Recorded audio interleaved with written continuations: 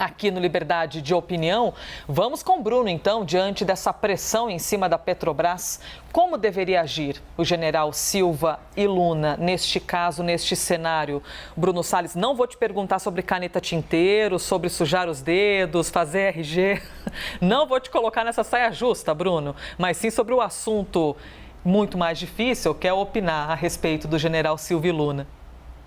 Olha, Elisa, nesse curto intervalo que tivemos aqui entre os comentários, o Boris conseguiu tirar as manchas aí da caneta tinteira e eu não sei se você operou aí uma operação lava-jato ou uma operação mãos limpas. Estou na dúvida qual acaba sendo melhor aqui. Mas em relação ao nosso tema, vamos falar sério agora, sobre essa questão do general Silvio Luna e o presidente Jair Bolsonaro. O que a gente vê aqui são vários aspectos que a gente pode analisar dessas falas e dessa pressão. Em primeiro lugar, não seria a primeira vez que a gente teria uma troca aqui do presidente da Petrobras. Vamos lembrar que ano passado o presidente Castelo Branco deixou a Petrobras, era a escolha do ministro da Economia, Paulo Guedes, por pressões do próprio governo, e a gente está vendo esse processo acontecer de novo. O que a gente percebe aqui do governo Bolsonaro, e isso é muito comum? O governo Bolsonaro, ele precisa, para manter esses 20%, ele precisa estar sempre trazendo um discurso narrativo que vá insuflar e que vá justificar essas massas que estão aí todo dia apoiando o presidente no Telegram, nas redes sociais e nesse lugar. Esses discursos, geralmente, eles escolhem um bode expiatório para colocar algumas culpas de fenômenos econômicos que estão atingindo a população. Então, se a gente lembrar na pandemia, a gente tinha ali, por exemplo, aquela narrativa de culpar os governadores, de culpar os prefeitos. O governo federal nunca tinha qualquer tipo de responsabilidade. Também foi utilizado o artifício para culpar o Supremo Tribunal Federal por vários fenômenos. E aqui, com essa alta dos combustíveis, a gente vê uma tentativa de culpar a Petrobras e, claro, o seu alto dirigente, que é um general Silva e Luna, escolhido pelo próprio presidente Jair Messias Bolsonaro. E olha como esse discurso ele não precisa fazer sentido, porque ele não faz.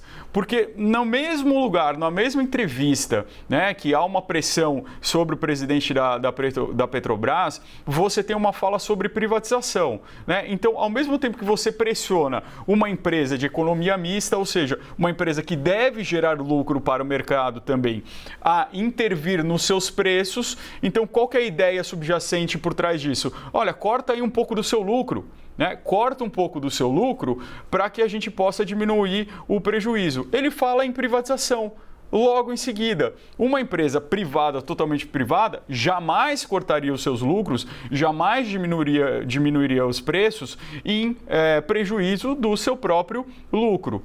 E um outro ponto muito interessante aqui, em época de eleição, num ano eleitoral, é como essa aliança do Bolsonaro com a ala militar, ela começa a ficar cada vez mais fragilizada. O Boris, ele muito bem viu como aquela fala de tristeza de não poder demitir, de não poder rifar o vice-presidente da República, o general Mourão, e como é muito fácil para o presidente Bolsonaro e a sua ala colocar a culpa em militares e mandar eles embora como se a culpa fosse deles. Então isso, no âmbito castrense, mostra uma ética muito diferente, que é aquela ética de nunca deixar ninguém para trás. Aqui, quando a gente vê essa conduta, né, pelo menos essa conduta pública do presidente Bolsonaro, é algo completamente inverso. Então, se eu tiver que rifar alguém para tirar a responsabilidade, que obviamente vai recair sobre o presidente da República, ele vai rifar, e fez isso várias vezes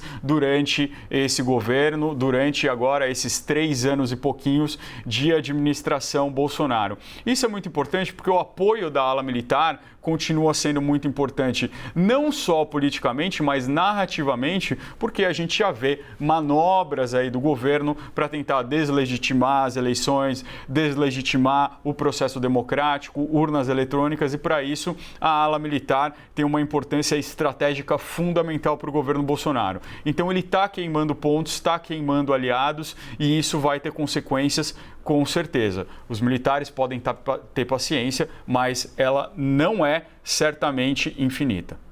Elisa. Bruno Salles, obrigada por hoje aqui conosco. Só relembrando, como o Fernando Molica está de férias, você fica com a gente nos próximos dias. É isso? Enquanto o Molica resfria a cabeça, resfria os neurônios, você fica com a gente. Exatamente. Alguém tem que trabalhar, né, Elisa? Por favor, alguém tem que sustentar essa casa, Bruno Salles. Até amanhã, viu, Bruno? Obrigada por hoje. Até amanhã. Tchau, tchau. Deixa eu lembrar aqui a vocês que as opiniões emitidas pelos comentaristas do quadro não refletem necessariamente a posição da CNN.